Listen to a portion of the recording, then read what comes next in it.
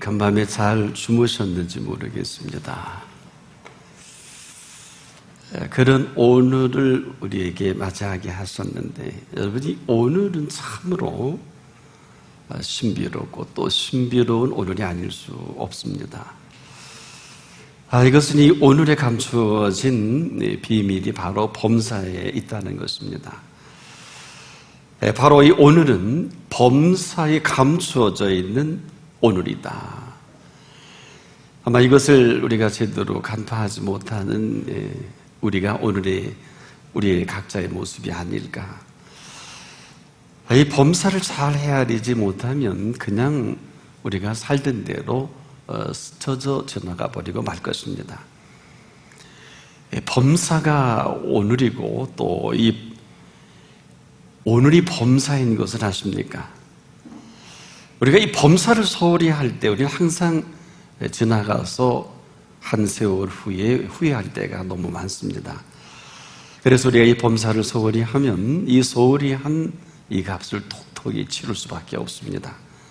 그냥 헤아리지 못하고 지나가는 일들이 훗날에 보면 너무 엄청나고 또 놀랄 때도 너무 많습니다.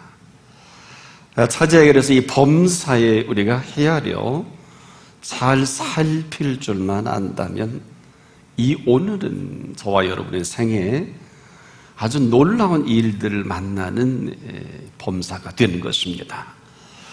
바로 범사가 우리 생애를 결정합니다.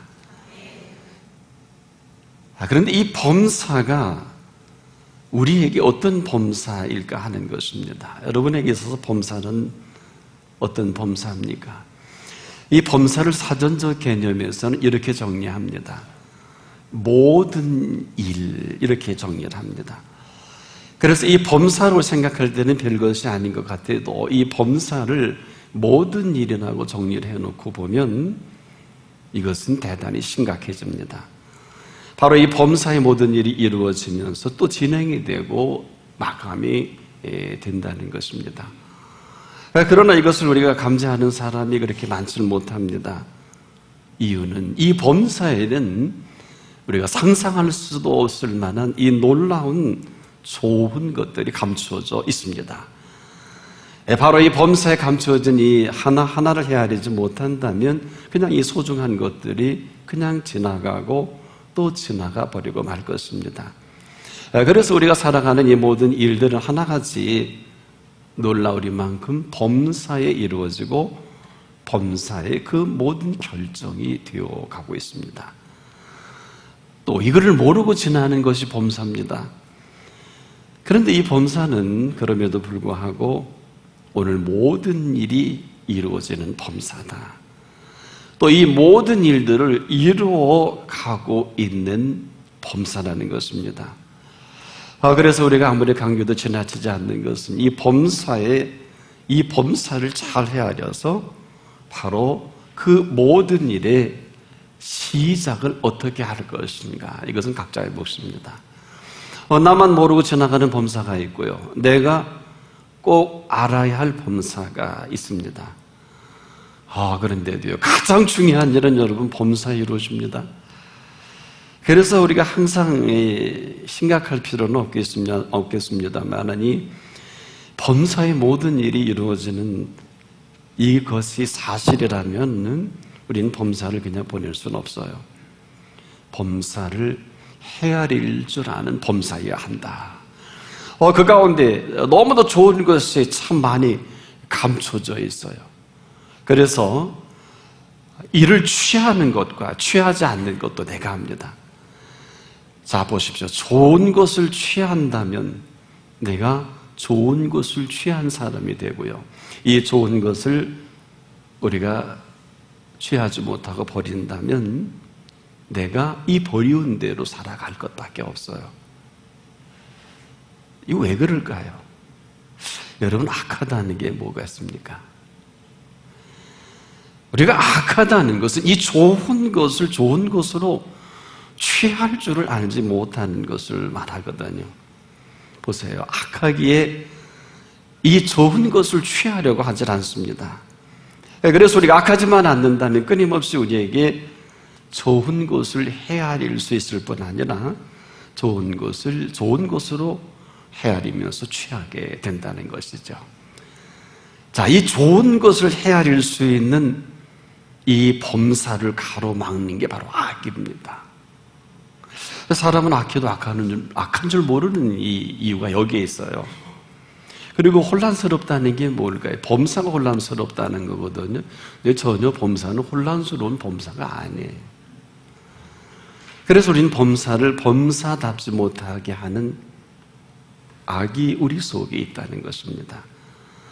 이 악이 절대로 범사를 소중히 여기지 않고요. 이 범사에 감추어진 좋은 것들을 절대로 좋게 여기질 않습니다. 우리 삶에 비극이 있다면 이 비극일 거예요. 내가 참 고독하다고 어렵다면 이 부분일 것입니다. 힘들다면 이 부분이 나를 힘들게 하는 줄도 모르는 범사입니다. 이쯤 되고 보면 여러분, 범사가 얼마나 심각합니까?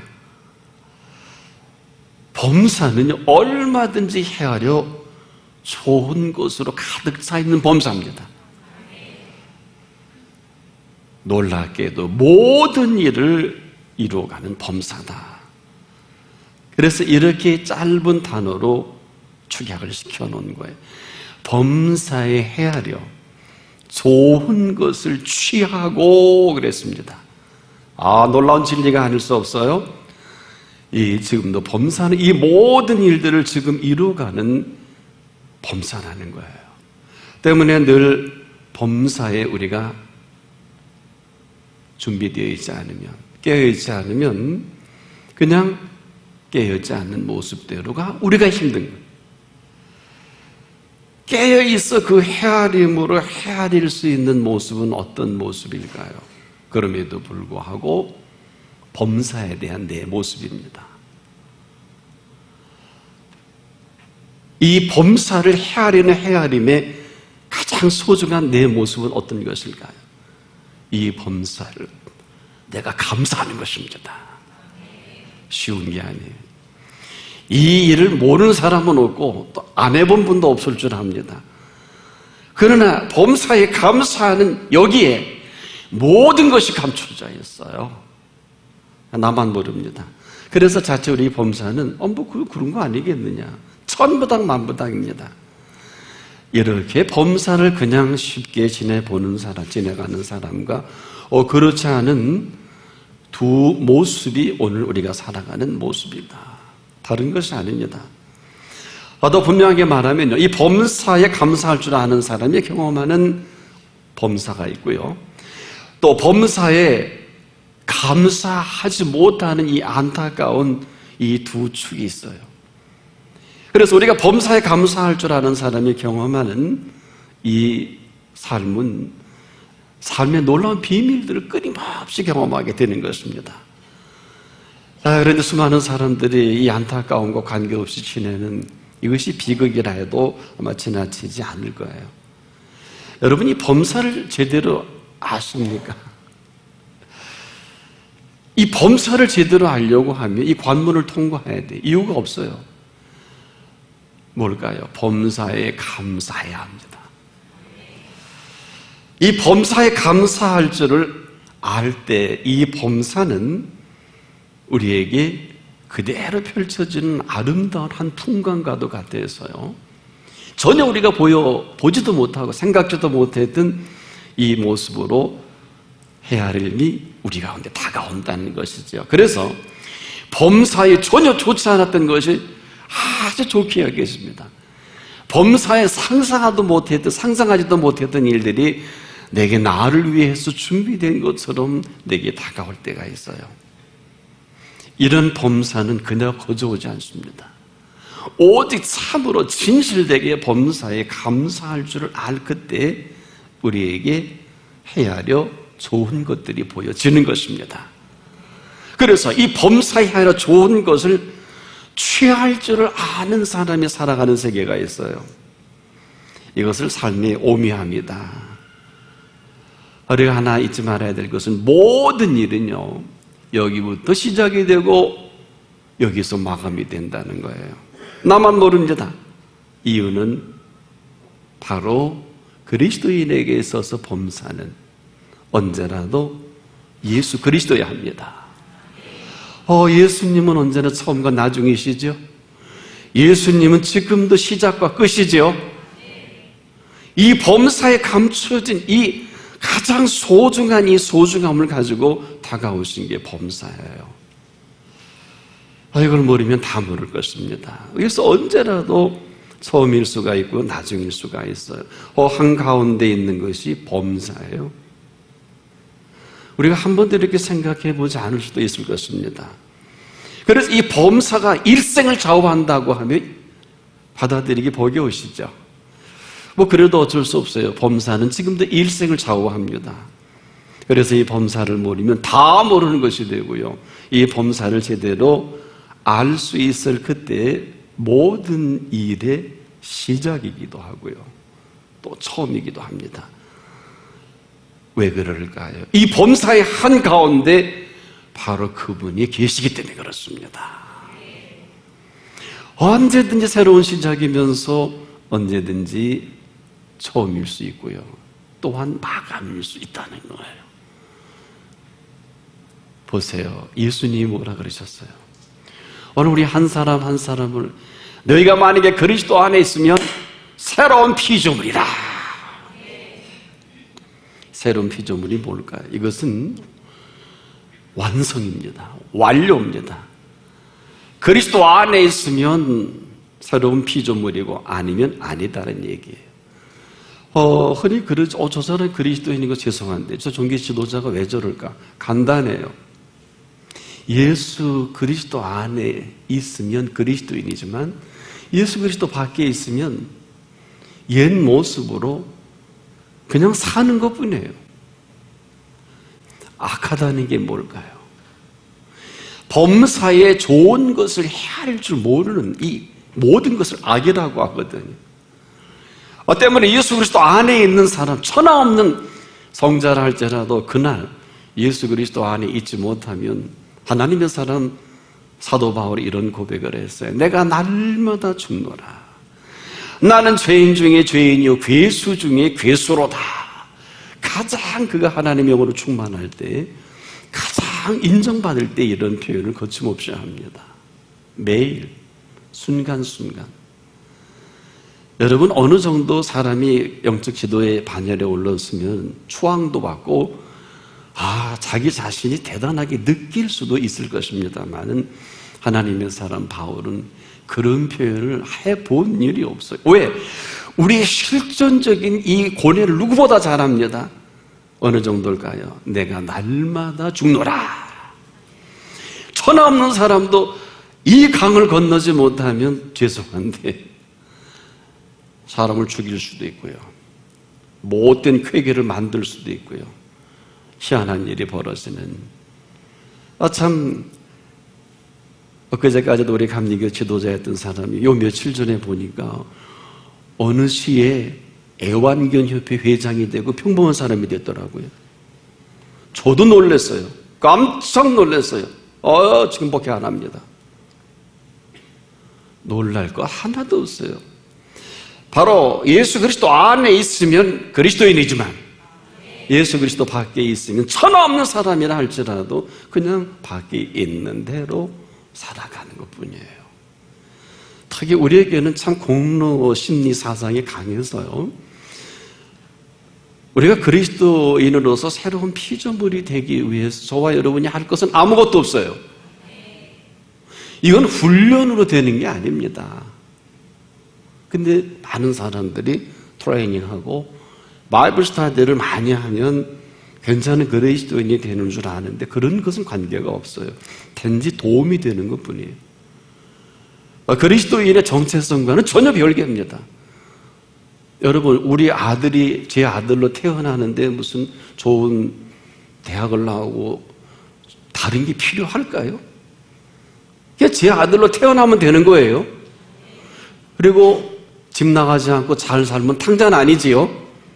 어느 틈엔가 꽃이 피듯이 어느 틈엔가 옷이 젖듯이 그 인격과 품위로 그 그늘로 그 기운으로 자녀는 커가는 것뿐이에요. 특히 우리 부모님들 아이들 어떤 양육으로, 어떤 교육으로 사람을 제대로 된 인격을 만들기는 불가능합니다.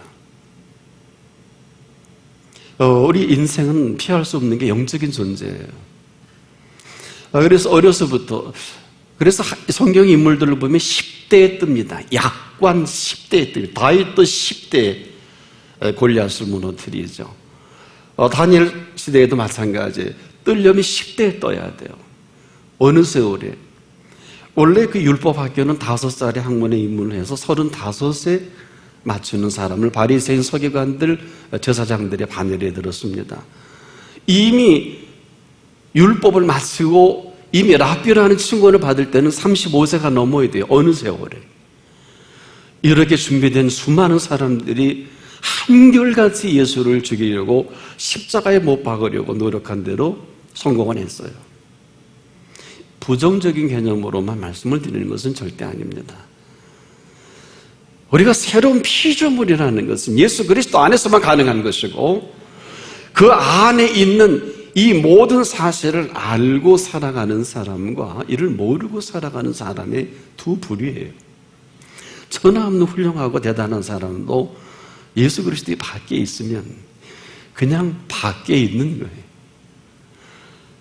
모르고 살아가는 것뿐입니다. 그 안에 있다는 게 뭘까요? 알고 살아가는 거고요.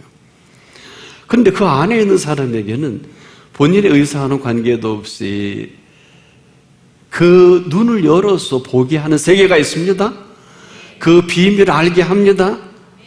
그래서 눈으로도 보지 못하고요, 귀로도 듣지 못하고 사람이 마음으로도 생각지 못하였다 함과 같은 이 세계를 보고 듣고 말하고, 그리고 삶의 동선이 그렇게 살아가는 것뿐입니다. 조건이 있어요. 예수 그리스도 안에 있어야 합니다. 예수 그리스도 안에 있다는 것은요, 그 안에 있는 모든 것을 죄송한데 누리고 살아갈 것밖에 없어요. 그래서 너희가 내 안에, 내가 너희 안에 있으면 가정법이에요. 다시 정리해 보자고요.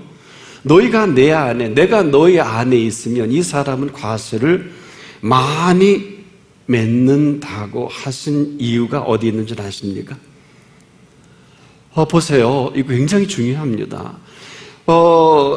나무가요, 열매를 맺는 게 나무에 맺는 것이 아니고 나무는 가지에 열매를 맺어갑니다.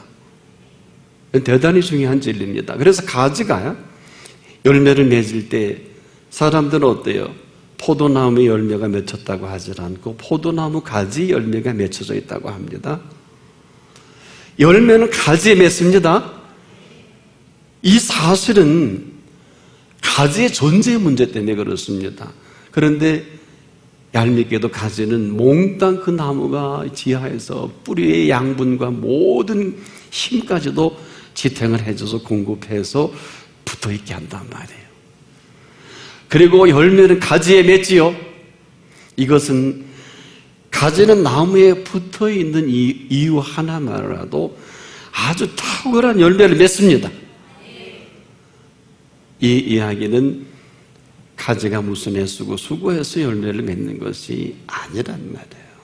여기 문제가 있어요. 그냥 살아있어 살아가는 거예요.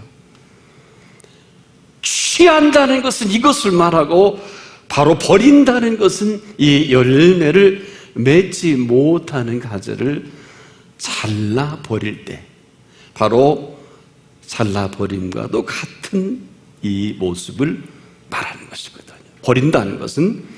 그래서 그 모양이라도 도움이 되질 않잖아요. 말라버린 가지는 그 모양이 도움이 안 되니까 잘라버릴 수밖에 없는 거예요. 취한다는 것은 가지가 나무에 붙어 있는 것을 말하고, 버린다는 것은 가지가 나무에서 멀어지게 하는 이 모든 것들을 말하죠. 그렇지 않으면 가지는요, 절대로 열매를 맺을 수가 없어요. 그래서 우리가 열매를 맺는다는 것은 대단한 일이 아니에요. 열매를 맺게 하기 위해서 가지가 할 일은 아무것도 없어요. 열매를 맺기 위해 가지는 그저 나무에 붙어 있기만 하면 되는 것입니다. 다시 정리해 보자고요. 너무도 많은 사람들이 수선을 피워요. 가지가 아무리 애써도 나무에 붙어있는 가지입니다.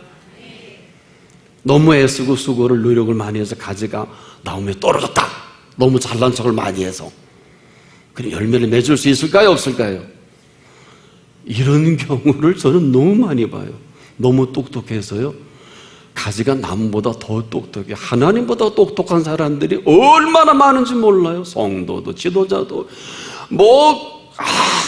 이거 하러 나가지나 뛰들르질 않나 엄청나대요. 교회도 의장 그러고요. 그리고 왜 내 뜻이 이루어지지 않느냐고. 자기는 성스러운 거 남을 도와주고 무슨 착한 일 많이 한다는데 저는 아직도 이렇게 오래 목회하지만 착한 일이 뭔지 모르겠어요. 여러분 어떤 게 착한 걸까요? 이런 건 알아요. 어느 사람이 착한 일을 똑바로 할 수 있을까요? 착한 사람이 착한 일을 똑바로 합니다. 아무리 착한 일을 많이 해도 악한 사람이면 악한 일 해요? 아직 모르시는구나. 왜 가인이 아벨을 쳐 죽일까요? 여러분, 우리가 아무리 착한 일을 많이 해도요, 그 사람이 악하면 그거 악한 거예요? 여러분, 선한 사람은 남에게 모함을 받고 돌로 맞아 죽을 망정, 선한 사람은 이렇게 기도하고 죽습니다. 이 죄를 저들에게 돌리지 마옵소서. 그리고 얼굴에 해같이 빛나는 게 착한 사람이에요. 왜 이렇게 어렵게 생각하세요? 지금 우리 혼란입니다. 기독교의 지도자, 그거 왜 그렇게 쓸데없는 얘기를 많이 하는지 모르겠어요. 그냥 가지가 나무에 붙어 있으면 가만히 있으면 되는 것이지. 이렇게 말이 많은지 모르겠어요. 할 일이 엄청 많은 것 같은데 하나에 하나. 가지는 눈이 오나 폭풍이나 천둥 번개가 쳐도 가지는 나무에 붙어 있어야 돼요. 닫은 것 하면 끝이에요.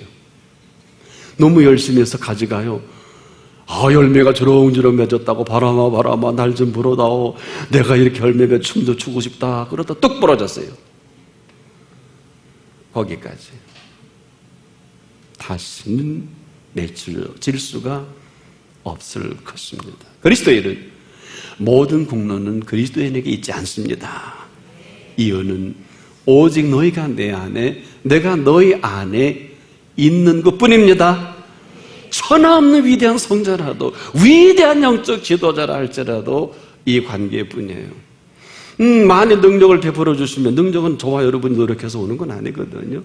올마이티한 분이 부어주시면 올마이티한 것이고, 그분이 조금 주시면 조금 주는 것이고요. 방법은 없어요. 그렇지 않습니까?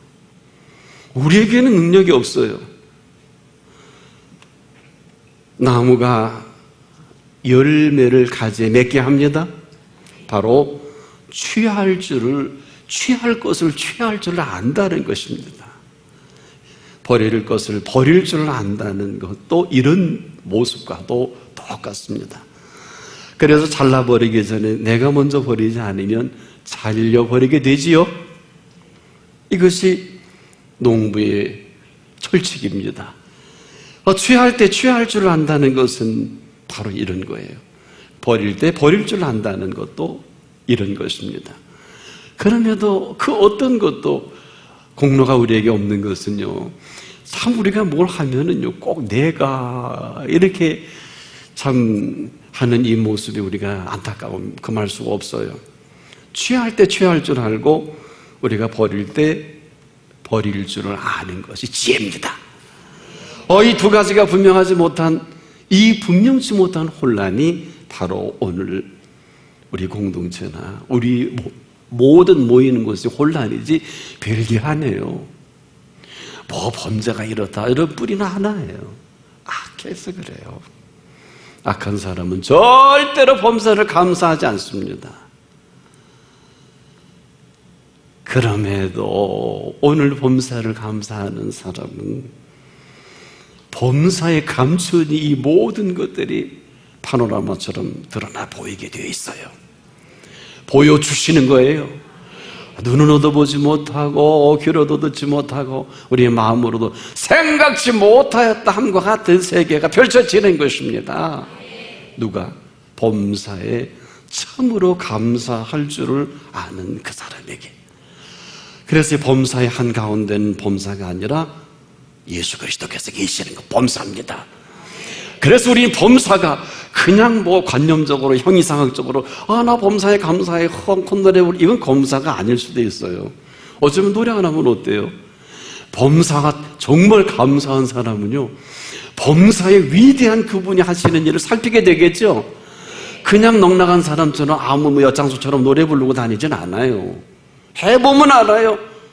진짜 범사에 감사해 보십시오. 긴장하게 되고요. 와, 뭐 하나님 하시는 일이 지금 뭘까? 같은 시간과 공간에 같은 일이라도 절대로 같질 않습니다. 예수 그리스도님의 생애를 보면 모함이요 바알세불을 힘입었다고 하지 않나. 제자들, 여러분 저는 참 사복음서를 보면서 제자들이 칭찬받는 때가 극히 드물었어요.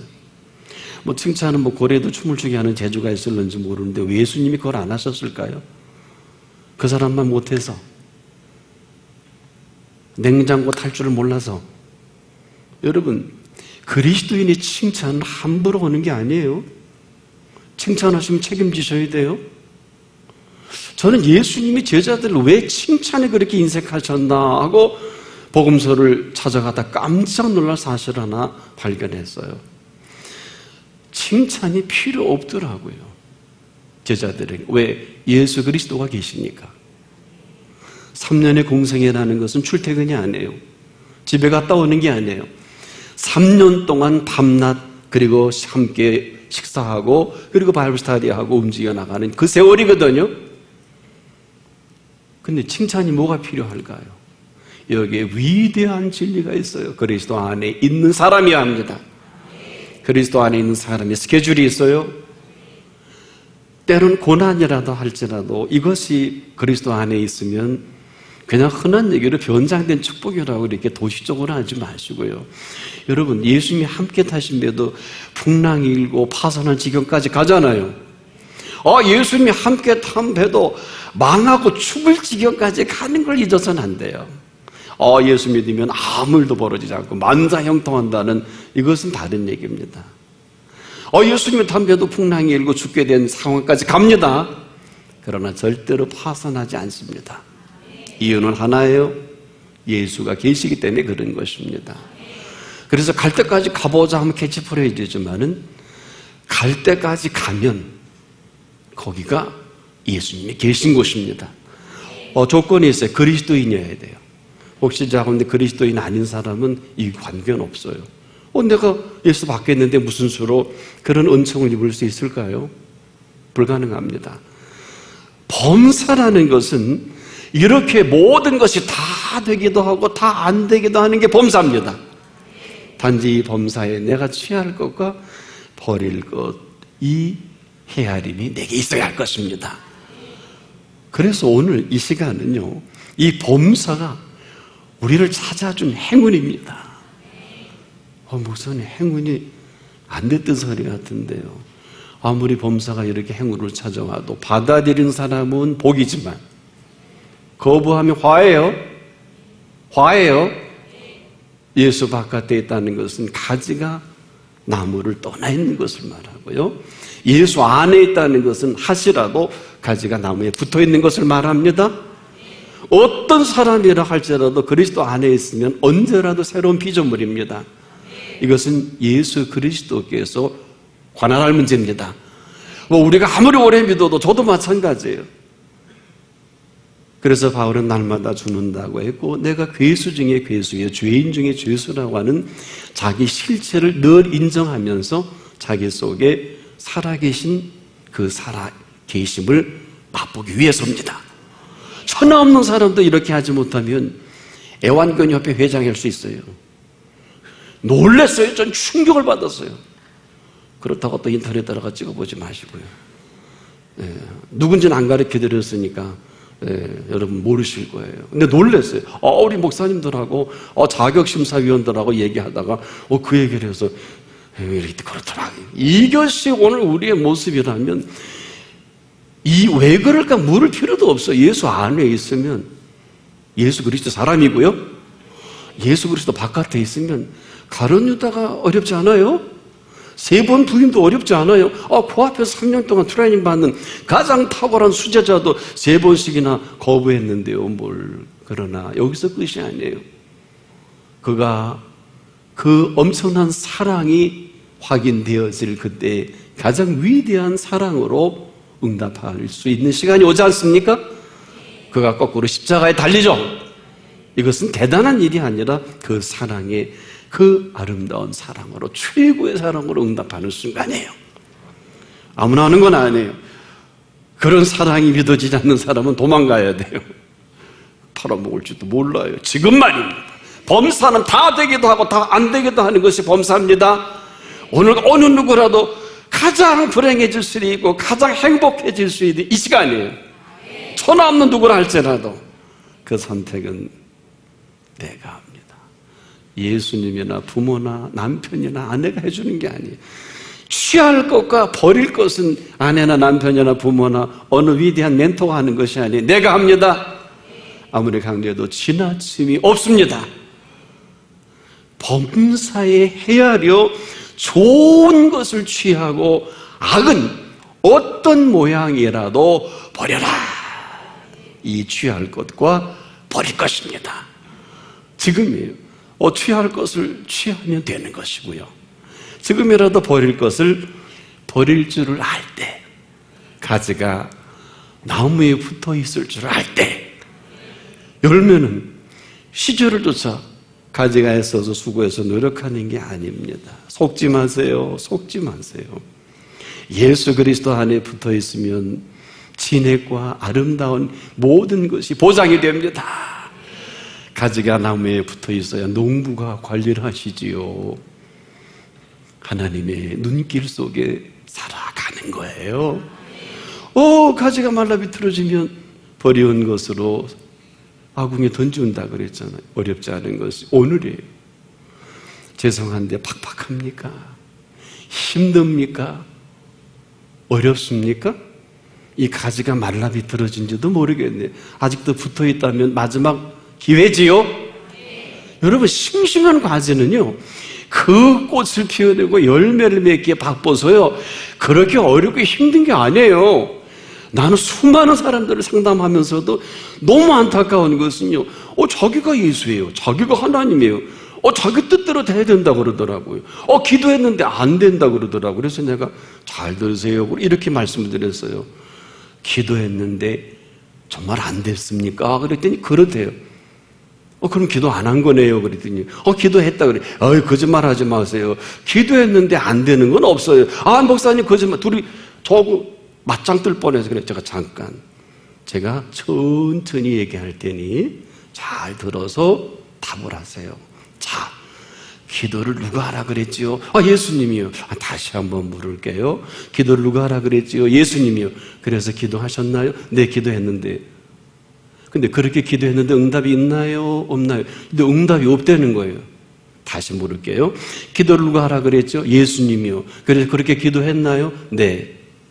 그러면 예수님께 기도하라 그래서 그렇게 기도했나요? 예. 그런데 응답이 없나요? 응답이 없는 게 아니라 기도를 하라고 하신 분이 그 기도를 책임지실 것입니다.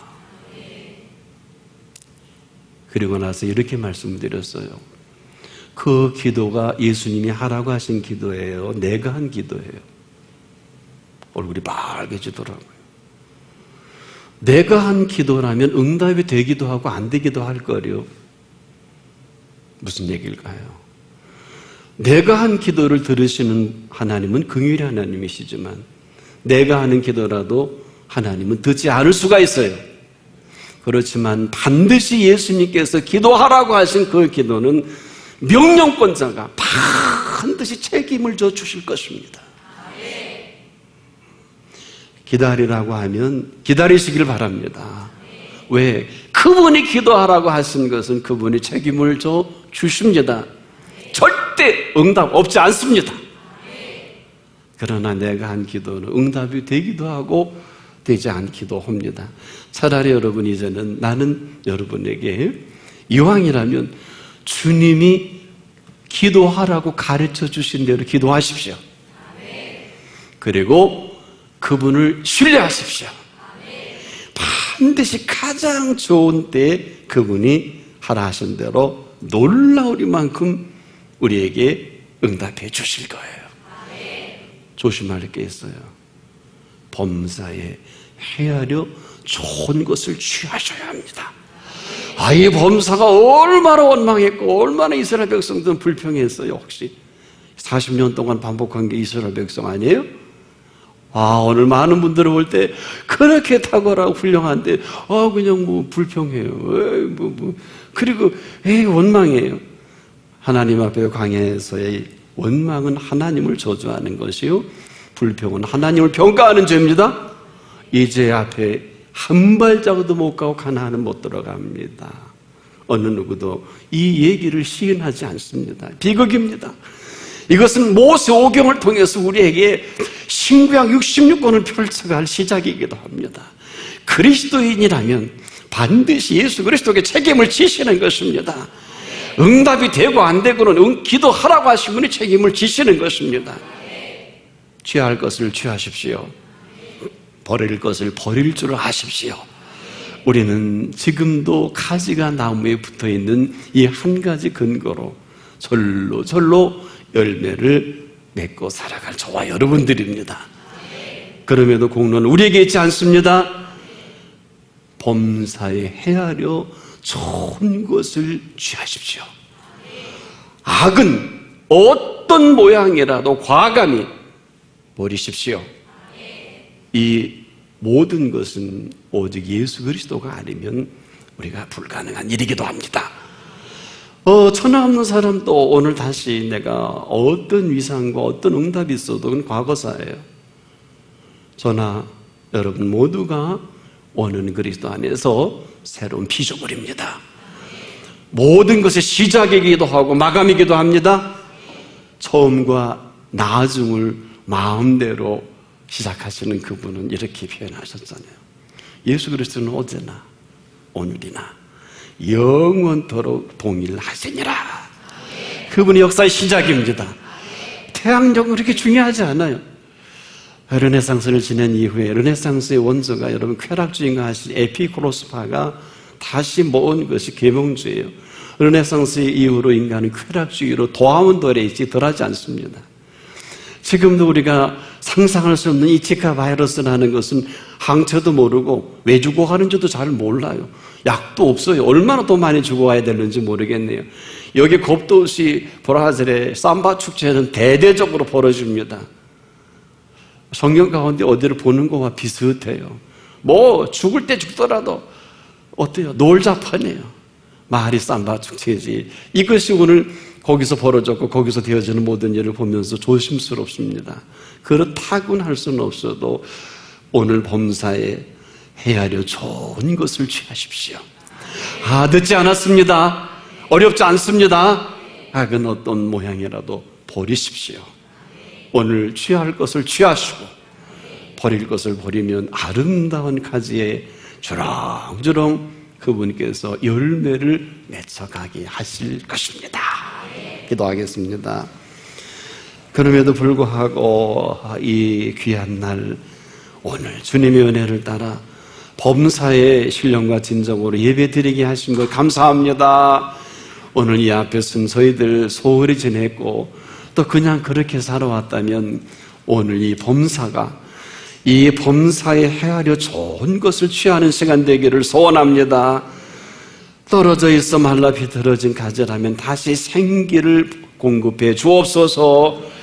이제 다시 붙어있는 가지로 잘라버리기 전에 다시금 우리가 스스로 버릴 것은 버리고 취할 것은 오늘 취하게 하옵소서. 우리를 책임지시는 예수님의 이름으로 기도합니다. 아멘.